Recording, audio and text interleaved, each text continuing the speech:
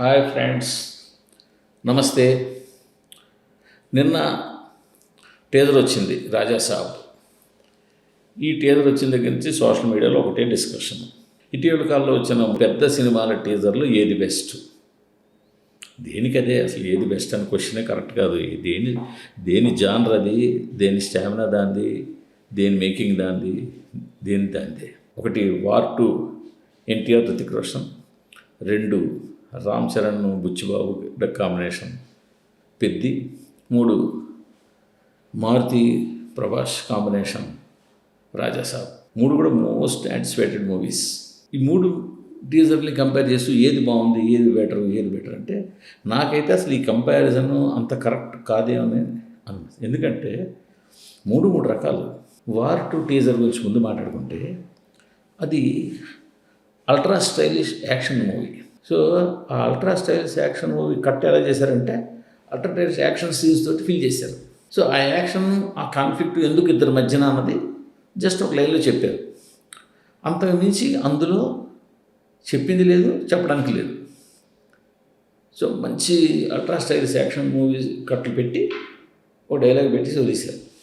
So ఒక విధంగా మన సినిమా ఆడియన్స్ వాళ్ళు ఇష్టపడే రేంజ్కి అది కట్ చేయలేదండి. ఫ్యాన్స్కి ఎలాగ నచ్చుతుంది, అది ఓకే. బట్ జనరల్ ఆడియన్స్ కూడా నచ్చడానికి ఏముంది, యాక్షన్ సీన్స్ అల్ట్రా స్టైలిష్గా ఉన్నాయి, అల్ట్రా మోడర్న్గా యాక్షన్ సీన్స్, ఓ డైలాగ్ ఉన్నాయి. బట్ పెద్ద దగ్గరికి వచ్చేసరికి ఏమైందంటే అది పక్కా గ్రౌండెడ్ టీజర్. మంచి డైలాగ్ పడింది. ఎలా పడితే అలా బతికేయడానికి, ఈ బతికేందుకు, ఇంత పెద్ద బతికేందుకు, ఎలా పడితే అలా బతికేయడానికి. సో ఏమున్నా కూడా ఈ భూమి ఉన్నప్పుడు చేయాలి, మీదకి వెళ్ళిపోయి చేసేది ఏం లేదు అని. సో ఒక మంచి ఫిలాసఫీ డైలాగ్ని బుచ్చిబాబు చాలా సింపుల్గా చెప్పాడు. సో ఆ ట్రైలర్కి హైలైట్ ఏమైందంటే చరణ్ బ్యాట్తో చేసిన విన్యాసం. ఒక షాటు ఆ ఫుట్ ఫార్వర్డ్ చేసి బ్యాట్ని నేలకేసి కొట్టి షాట్ కొట్టాడు. అది చాలా ట్రిగర్ అయింది. ఆ టీజర్ని ఎక్కడికో తీసుకెళ్ళింది. ఎందుకు, ఇంచుమించు 100% కుర్రాళ్ళకి క్రికెట్ అంటే ఇష్టం. ఆ క్రికెట్ ఆడని ఎప్పుడో ఏదో ఒక టైంలో బ్యాట్ పట్టుకునే వాళ్ళు ఎవరు ఉండరు. సో వాళ్ళకి ఆ షాటు, ఆ మెయిన్ ఏంటంటే రెహమాన్ బ్యాక్గ్రౌండ్ స్కోరు, ఇవన్నీ కలిపి పెద్ద టీజర్ని చాలా లైక్ చేసి 3 దానికి వస్తే రాజా సాబ్ దానికి వస్తే రాజా సాబ్ పక్కా ఒక రెగ్యులర్ మాస్ హర్రర్ ఎంటర్టైనర్. ప్రభాస్ను తీసి పక్కన పెడితే యాక్చువల్గా అది మామూలు టీజర్. ఎందుకు చాలా హర్రర్ సినిమాలు, ఎంటర్టైన్మెంట్ సినిమాలు వస్తున్నాయి. హీరో భయపడుతూ ఉంటాడు, దెయ్యం పూముతూ ఉంటుంది, హీరో చుట్టూ జనాలు భయపడుతూ ఉంటారు, దాంట్లో పుట్టే కామెడీ. బట్ ఇక్కడ ప్రభాస్ యాడ్ అయ్యాడు. ప్రభాస్ అనే కన్నా కూడా ఒక హర్రర్ ఎంటర్టైన్మెంట్ జానర్కి ఒక పెద్ద హీరో యాడ్ అయ్యాడు. సో అది ఆ టీజర్ని ఎక్కడికో తీసుకెళ్ళిపోయింది. అందులో ప్రభాస్ గత కొంతకాలంగా సీరియస్ మోడ్ సినిమాలు తప్ప నవ్విస్తూ జోవియల్గా ఉంటూ సరదా పడుతూ చేసిన సినిమా లేదు. అది ఈ టీజర్ బాగా లేవడానికి కారణమైంది. 3వ పాయింట్, అందులో పట్ట 2-3 సరదా డైలాగులు, ఇవన్నీ కలిపి రాజాసాబ్ టీజర్ని మిగతా టీజర్ల కన్నా కొంచెం ముందుండేలా చేసింది. సో ఇవన్నీ ఏంటంటే గ్రౌండెడ్గా ఉంటూ ఒక పెద్ద హీరో ఎంటర్టైన్మెంట్ చేయడానికి ట్రై చేశాను. రాజాసాబు జనాలు బాగా ఆడుకోండి, అందరికీ నచ్చే క్రికెట్ జానర్లో ఉంటూ ఒక మంచి షార్ట్ని పిక్చరైజ్ చేసి దాని తగ్గ బ్యాక్గ్రౌండ్ స్కోర్ని యాడ్ చేసి పెద్ది కూడా బాగా ఆకట్టుకుంది. బట్ వార్ 2 దగ్గరికి వచ్చేసరికి ఏంటంటే మనకి ఇది అలవాటైపోయింది. ఈ అల్ట్రా స్టైలిష్ ఫైటింగ్ సీన్లు అన్నది మనకు అలవాటైంది ఆల్రెడీ. సో అవి మాత్రమే పడడం వల్ల వీటి ముందు అది రెగ్యులర్ ఫార్మాట్ అయిపోయినట్టు అనిపించింది. బట్ అక్కడ కూడా చూసుకుంటే విజువల్స్ చాలా బాగున్నాయి, మంచి విజువల్స్ ఉన్నాయి. చాలా ఫాస్ట్ ఫార్వర్డ్లో వెళ్ళిపోయినట్టు ఉంటుంది ఆ టీజర్. ఆ ఫాస్ట్ ఫార్వర్డ్లో వెళ్ళిపోయిన యాక్షన్ సీన్స్ మనం రేపు పొద్దున్న ట్రైలర్ వచ్చినా లేదా థియేటర్లో చూసినా చాలా ఎంగేజింగ్గా ఉంటాయి. కానీ టీజర్ వరకు వచ్చేసరికి ఏమైందంటే మనకి చక్ మన ఏదో 4 ఫైటింగ్ సీన్లు యాడ్ చేసి టీజర్ కట్ చేసి వదిలేసినట్టు అయిపోయింది. సో దానివల్ల ఈ రెండింటి ముందు మన సినిమా ఆడియన్స్కి కొంతవరకు అది తగ్గినట్టు అనిపించింది. బట్ నా దృష్టిలో మాత్రం 3 డిఫరెంట్ టీజర్లు, 3 కూడా వాటి లెక్క వేరే. సో ఈ 3 లెక్కలు పూర్తిగా తేలాలి అంటే 3 ట్రైలర్లు రావాలి. అప్పుడు మనం పర్ఫెక్ట్గా జడ్జి చేస్తాం. ట్రైలర్ వస్తే విషయం తెలుస్తుంది. ఇప్పుడు ఏముంది, ఓన్లీ షార్ట్సే పడ్డాయి ఏ దేంట్లోనూ కూడా. సో ట్రైలర్ వస్తే అసలు కథ ఏంటి, విషయం ఏంటి, ఏం చెప్పబోతున్నారు, ఎలా చెప్పబోతున్నారు తెలుస్తుంది. అప్పుడు మూడిట్లో ఏది గొప్ప ఏది తక్కువ అన్న జడ్జి అసలు పోలిక అనవసరం. బట్ పోల్చాలన్నా కూడా మూడింటికి ట్రైలర్ రావాలి.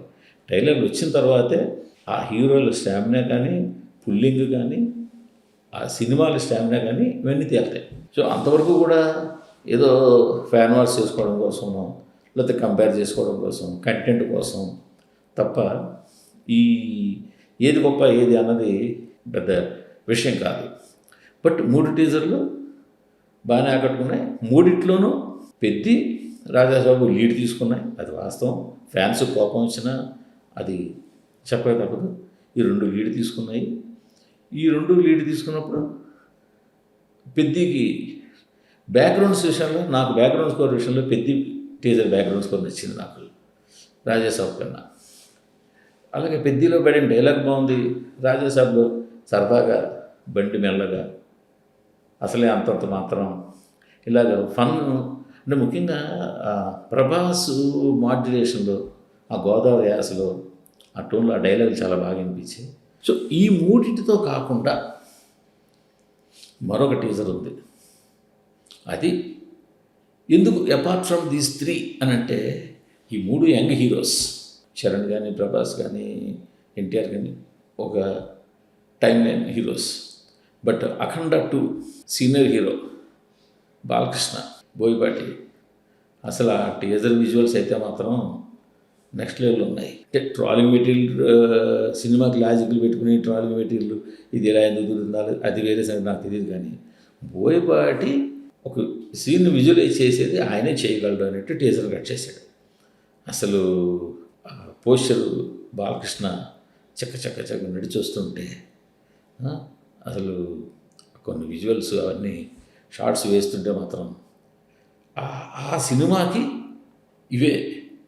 అఖండ ఆల్రెడీ చూశారు. అఖండ 2కి ఇలాంటి విజువల్స్ కావాలి, ఇలాంటి ఫెరోషియస్గా మంచి జైగాంటిక్ పర్సనాలిటీ తోటి అన్నట్టుగా చక్క నడిచొస్తుంటే ఒక విధంగా అంటే అఖండలో బాలకృష్ణ అఘోరా క్యారెక్టర్ని ఇంచుమించు శివుడి క్యారెక్టర్ అంటే ప్రొజెక్ట్ చేశారు. ఇప్పుడు అసలు నడిచి ఇలాగా దాని దూరంగా అడుగులు వేసుకుంటూ వస్తుంటే అసలు ఆ గ్లిమ్స్, దానికి తమన్ బ్యాక్గ్రౌండ్ స్కోరు యాడ్ అయ్యి అసలు నెక్స్ట్ లెవెల్లో ఉంది. సో ఈ టీజర్ని ఆ టీజర్తో పోల్చడానికి, దాంతో కంపేర్ చేసి కాదు, ఇది సెపరేట్. ఎందుకంటే ఈ హీరో వేరు, ఈ జానర్ వేరు, ఈ డైరెక్టర్ వేరు, ఇది వేరు అసలు పూర్తిగా. ఇది పూర్తిగా కూడా ఒక out and out mass action entertainer. ఇది Boyapati style, Boyapati Balayya style. So అందుకని ఈ టీజర్ అట్ పార్ విత్ వాటితోటి కంపేర్ చేయడానికి కానీ లెక్కేయడానికి కానీ లేదు. ఇది వేరే. అంచేతే దీనికి వచ్చిన అప్లాజ్ కానీ, దీనికి వచ్చిన యూట్యూబ్ వ్యూస్ కానీ వేరే. సో ఇప్పుడు రాజాసాబు దాన్ని దాటి ఉండొచ్చు. బట్ ఏదైనా కూడా అఖండ టీజర్ ఒక సీనియర్ హీరో అంత ఫెరోషియస్గా, ఈ మధ్యకాలంలో సీనియర్ హీరోలు ఎవరి దగ్గర నుంచి కూడా ఇలాంటి టీజర్ రాలా అసలు, ఇంత పెసరు ఇది అవ్వకుండా. అంచేత ఆ టీజరు ఆ సినిమాకి ఉన్న బడ్జెట్ని అమాంతం పైకి లేపింది. సో ఆ సినిమాకి ఉన్న బిజినెస్ని కానీ. సో మొత్తం మీద 4 టీజర్లు 4 సార్లు వచ్చి యూట్యూబ్ని కాస్త షేక్ చేసి. Thank you.